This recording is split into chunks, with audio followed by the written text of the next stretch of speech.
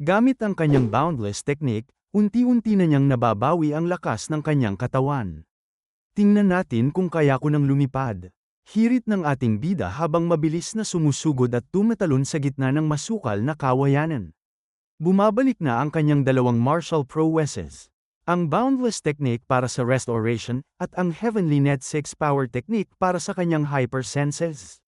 Pero may kulang pa, ang dark shadow chi, ang sining na pinagsama-sama mula sa 10 dakilang sekta. Ito ang tatlong haligi na gumawa sa kanya bilang Assassin King. Ngunit may malaking problema, nasa loob siya ng Heavenly Demon Cult. Pwede nga ba niyang gamitin ang sining niya dati habang siya ay nasa pugad ng mga kulto? At ano nga ba ang orihinal na demonic art na ginagamit ng tunay na Sorayang? Sa gitna ng kanyang pagdaong sa kawayan, bigla siyang tumalbog pabalik sa ere. Isang hiyaw na hindi mo iisiping manggagaling sa isang Assassin King. Paglapag sa base, agad niyang tinawag ang kanyang tauhan. Dongpil, sigaw ni Sorayang. Pero dahil sa bilis at lakas ng boses ni Dongpil sa pagsagot, ang ating bida pa ang nagulat. Langya, tinakat mo ko. Isip ng ating bida. Habang sinusubukan ni Sorayang na intindihin ang kanyang bagong mundo, isang mortal sin ang kanyang naitanong kay Dongpil. Mayroon ba sa amin na hindi nagmaster ng demonic art? Isang katahimikang nakakabingi ang sumunod. Para kay Dongpil, ang tanong na ito ay tila isang biro na hindi nakakatawa. Sa Heavenly Demon Cult, ang hindi pag-aaral ng demonic arts ay hindi lang basta pagpili, ito ay isang imposibleng imahinasyon. Madidismaya ng husto ang Demon Lord, babala ni Dongpil. Doon napagtanto ni Sorayang ang bigat ng kanyang sitwasyon. Kung gusto niyang mabuhay bilang ikatlong Young Lord, kailangan niyang matutunan ang sining ng kadiliman, at kailangan niya itong gawin ng mabilis. Isang magandang ideya, inutusan niya si Dongpil, pumunta ka sa library agad. Dalhin mo rito ang lahat ng sikretong libro tungkol sa demonic arts. Balita agad itong nakarating kay Mudam. Bakit hihiling ang isang young lord ng sikretong libro na dapat ay kabisado na niya? Sinusubukan niya bang pasiglahin ang sarili niya? Hinala ni Mudam. Para sa kanila, si Sorayang ay isang henyo na alam na ang lahat, pero sa loob-loob ng ating bida, wala siyang kaide-ideya. Hindi na nakatiis si Dongpil at binitawan na ang tanong na pwedeng ikamatay ng kahit na sinong guardian. Nawalan ba ng alaala ang third young lord matapos ang kanyang chi blockage? Isang walang galang na tanong pero puno ng loika. Para sa mga nakakakilala sa tunay na Sorayang, ang pagbabago niya ay hindi lang basta himala, ito ay isang misteryo na kailangang malutas. Maging si Master Mudam ay napapaisip na rin. Ang dating Sorayang, isang sakim, mayabang, at tunay na malupit.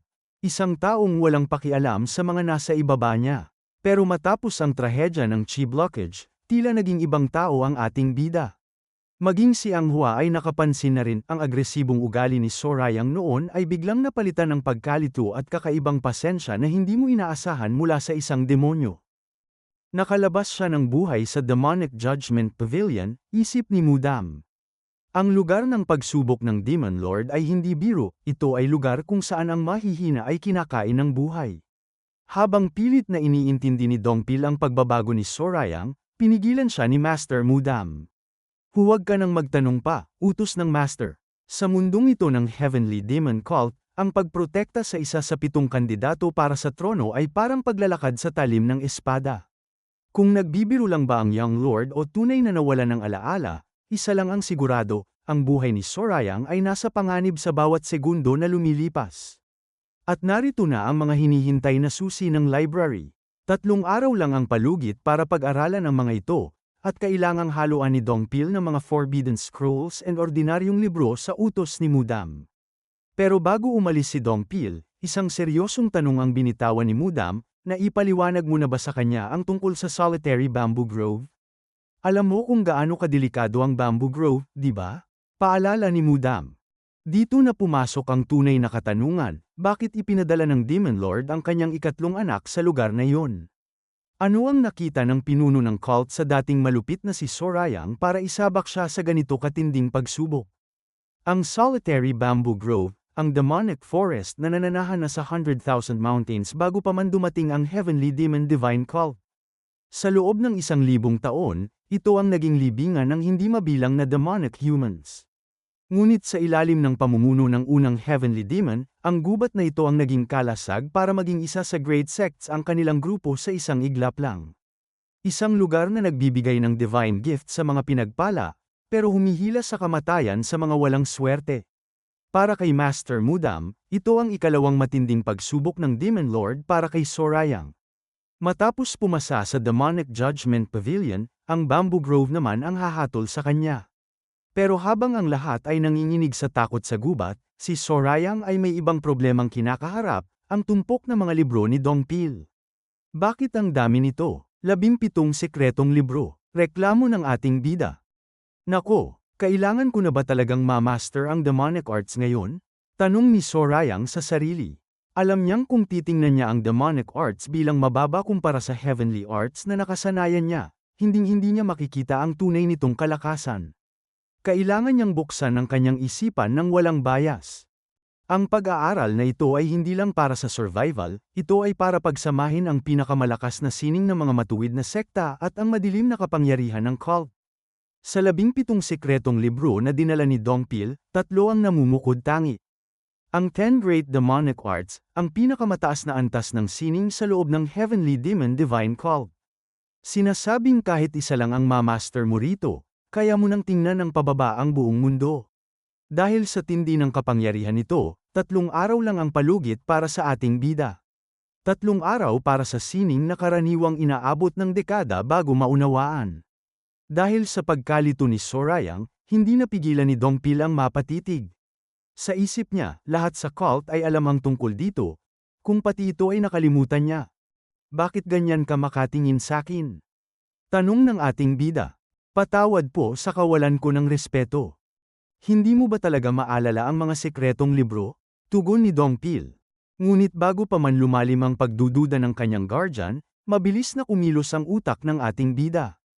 Hoy, Dongpil, gaya ng alam mo, nawala ang martial prowess ko matapos ang chi blockage. Isang defensive move na binalot sa desperasyon. Sinabing ang pagiging exiled nila sa Bamboo Grove ang mitya ng kanyang pagbabago. Desperado ako, kailangan kong pag-aralan ulit ang lahat. Deklara ni Sorayang, ginamit niya ang kanyang kahinaan bilang rason para makakuha ng impormasyon ng hindi pinaghihinalaan. Para lalong maging kapani-paniwala ang kanyang pagpapanggap, winika ni Sorayang na, ikaw na lang ang pag-asa ko ngayon, Dongpil, pakiusap niya sabay hiling ng mga armas para sa kanyang pagsasanay. Ngunit imbes na simpleng opo, isang hagulgol ang narinig ng ating bida. Biglang naiyak si Dongpil sa sobrang awa. Sa isip ni Sorayang, ano bang nangyayari sa taong ito? Bakit siya umiiyak? Pero ang iyak na yan ay iyak ng isang tapat na alipin na nakakita ng bagong pag-asa sa kanyang amo. Susuportahan kita gamit ang buhay ko, young lord. Sigaw ni Dongpil habang nag-aapoy ang kanyang damdamin. Para kay Sorayang, ang katapatan ni Dongpil ay nagsisimula ng maging isang malaking pasanin. Ngunit sa likod ng drama, may isang panganib ang nasa isip ng ating guardian, 10 araw na lang at magiging aktibo na ang mga nilalang sa paligid. Habang nakakulong si Sorayang sa pinakaligtas na bahagi ng solitary Bamboo Grove, ang tensyon ay dahan-dahan na tumataas. Alam ni Dongpil na hindi siya pwedeng magpabaiya. Kailangan niyang bantayan ang konsentrasyon ng young lord habang ito ay abala sa pagbabasa ng mga sekretong libro. Kailangang madala ko ang mga armas sa lalong madaling panahon, determinasyon ni Dongpil. Isang sagupaan ng dalawang magkaibang mundo. Ang Dark Shadow Chi ni Chun Hajan, isang sining na kilala sa pagiging profound at pure. Hindi man ito ang pinakamalakas na katumbas ng 10 dakilang sekta, ang kalinisan ng teknik na ito ang nagluklok sa kanya bilang Assassin King. Ngunit ang demonic arts, ibang usapan ito. Dito, walang puwang ang purity. Ang prioridad, destruction, output kaysa stability, at attack kaysa defense. Ngunit sa mata ni Sorayang, may isang pagkakatulad ang dalawa, pareho silang nakatutok sa mabilis at madugong pagpatay, ang tunay na asensya ng isang assassin. 10 Great Demonic Arts, bulong ni Sorayang. Alam ng ating bida na sa kasalukuyan niyang katawan, imposibleng ma-master ang 10 sining ng sabay-sabay. Pero ang tanong, paano niya gagamitin ang mga ito para tulungan mapalakas ang kanyang Dark Shadow Chi? Dito pumasok ang isang nakakamanghang diskubre, ang True Demonic Art.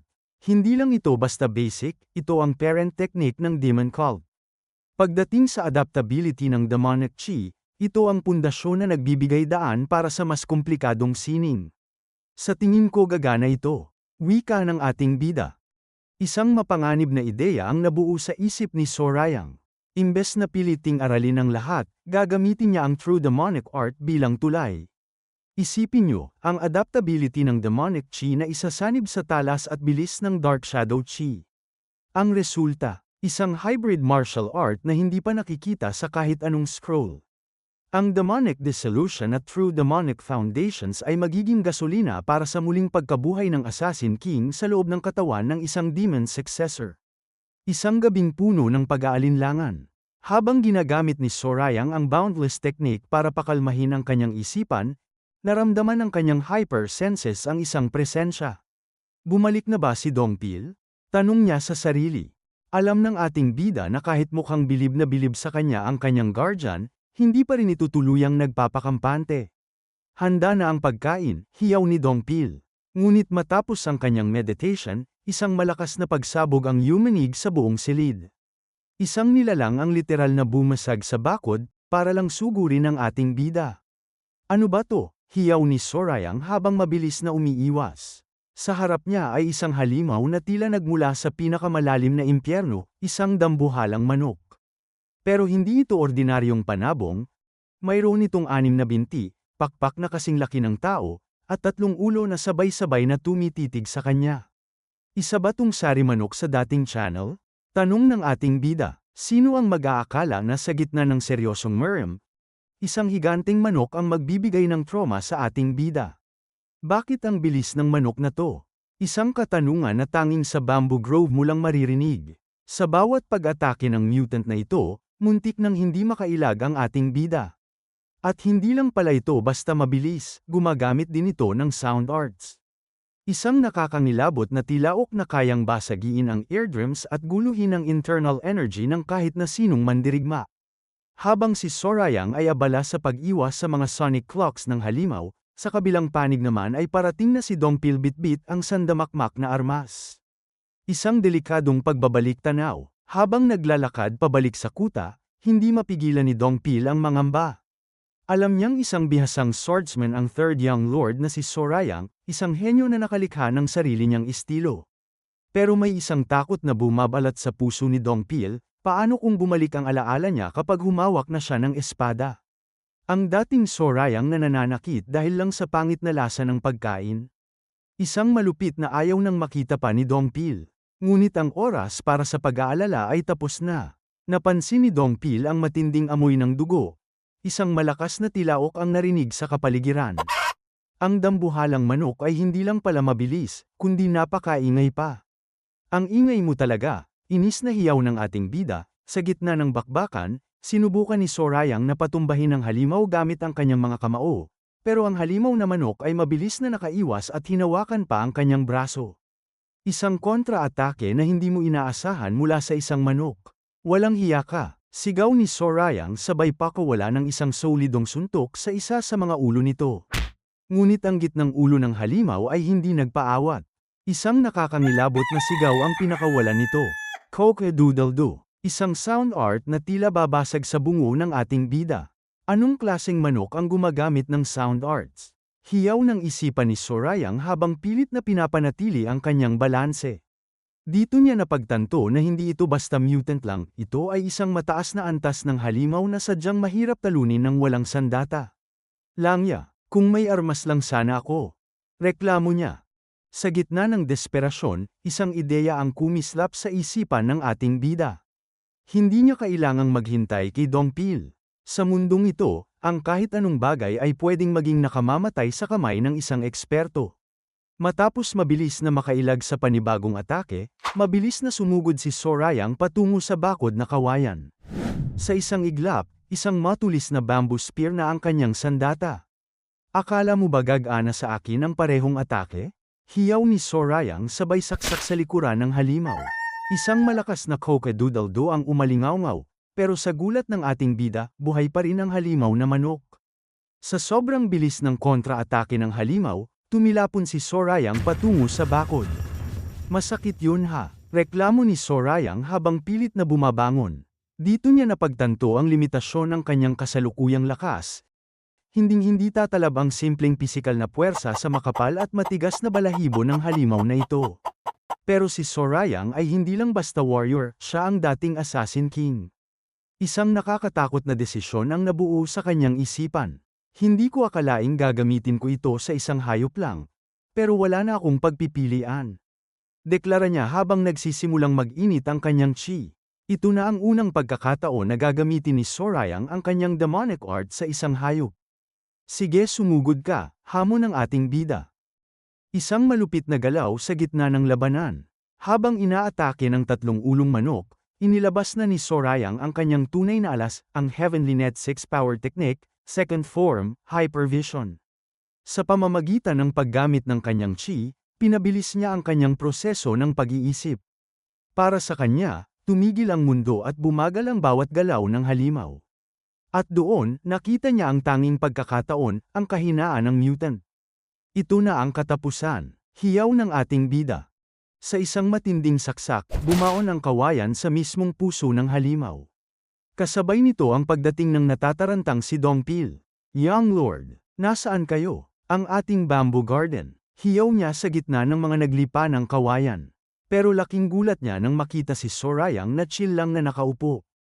Hey, Mr. Ma, bumalik ka na pala? Tanong ng ating bida habang tila walang nangyari.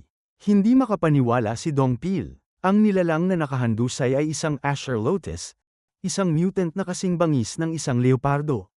Inakala ni Dongpil na sugatan si Sorayang dahil sa dami ng dugong nakabakas, pero isang malamig na sagot ang binitawan ng ating bida, hindi sa akin ang dugong ito. Isang gabi lang ang nakalipas, pero ang young lord na dati ay nanghihina dahil sa chi blockage, ngayon ay nakapatay na ng isang halimaw gamit lang ang kawayan. Pero ang nakakagulat, imbes na magpahinga sa pagod, isang seryosong utos ang ibinigay ni Sorayang, kumuha ka ng malaking kawali. Magpakulo ka ng tubig at lagyan mo ng bamboo shoots. Gagawa ako ng hapunan natin. Isang interogasyon sa gitna ng kaguluhan. Hindi pa man natutuyo ang dugo ng Asher Lotus sa kanyang kamay, itinutok na ni Sorayang ang kanyang kawayang sandata sa leeg ni Dongpil. Kailangan ko ng paliwanag, malamig na utos ng ating bida. Gusto niyang malaman ang katotohanan, ano ba talaga ang misteryong bumabalot sa solitary bamboo grove na ito? At bakit may mga dambuhalang mutant na manok na naglipa na sa paligid? Dito na ibinunyag ni Dongpil ang isang lihim na mas matanda pa sa mismong Heavenly Demon Divine Cult.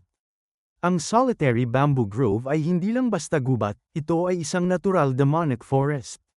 Taglay nito ang pinakamakapal na spiritual chi sa buong mundo. Hindi tulad ng ibang bundok, ang chi dito ay hindi kumakalat, sa halip, ito ay umiikot at naiipon lamang sa loob ng kawayanan, na nagreresulta sa wood at earth chi na sobrang lakas at puro. Dahil sa purong enerhiya na ito, ang mga kawayan dito ay lumalaki ng mas matitigas at mas makakapal kaysa sa ordinaryong kahoy.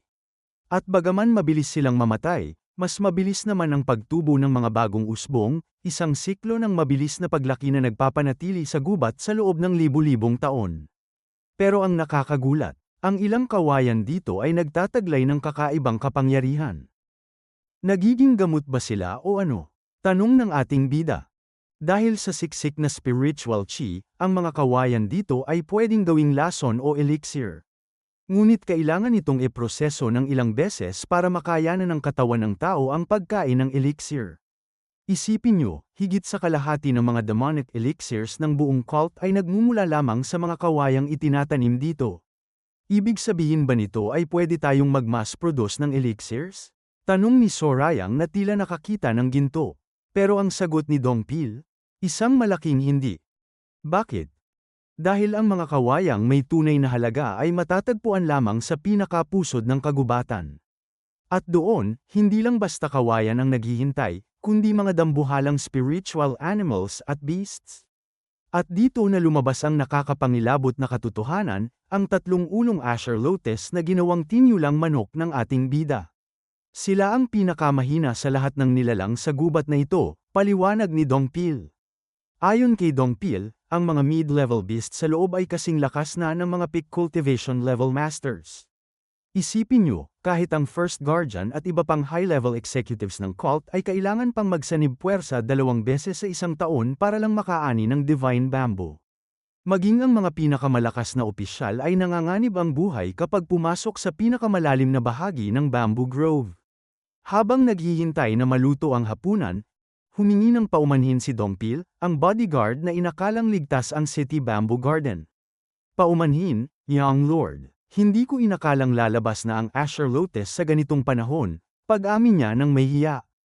Pero imbes na magalit, ipinakita ni Sorayang ang kanyang maturity, naglagay ka na ng pader at octagonal wall formation.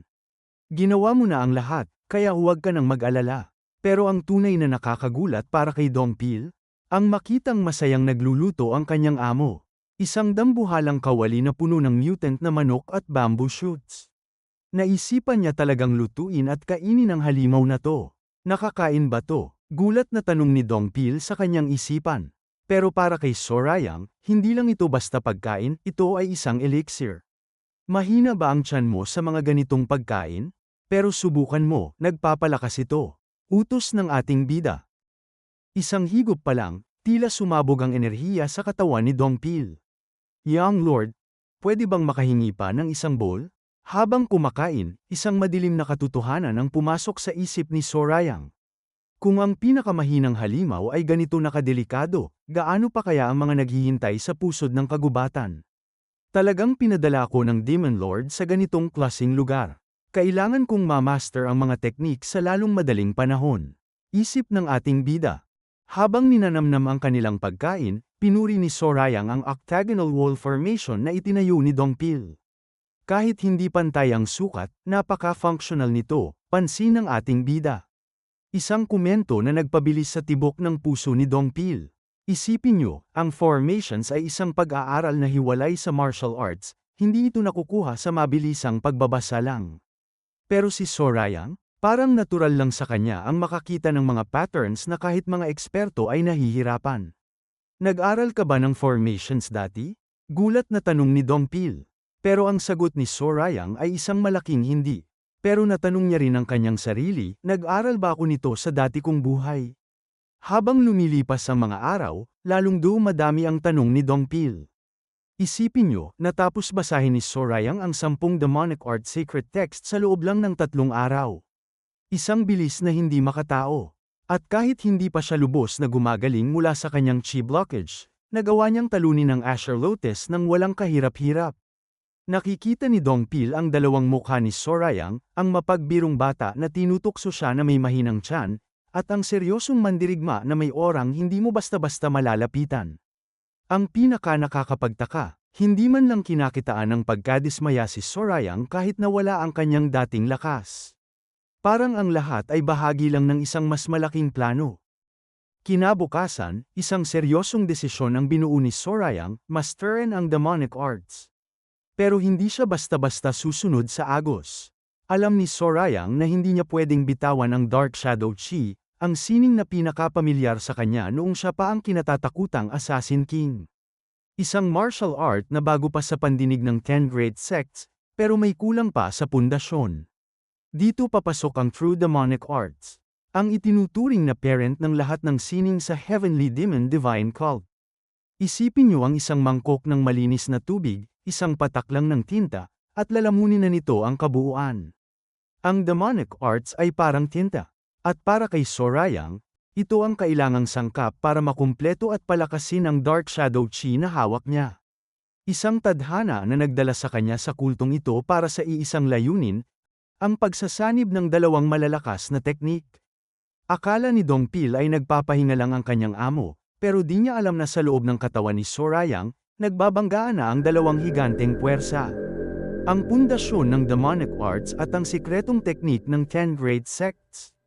12 araw ng katahimikan, pero sa loob ng silid na yon, isang napakalakas na teknik ang isinisilang. Si Dongpil ay hindi na mapakali, ano na bang ginagawa niya sa loob? Ngunit sa loob ng meditasyon ni Sorayang, isang divine compatibility ang naganap.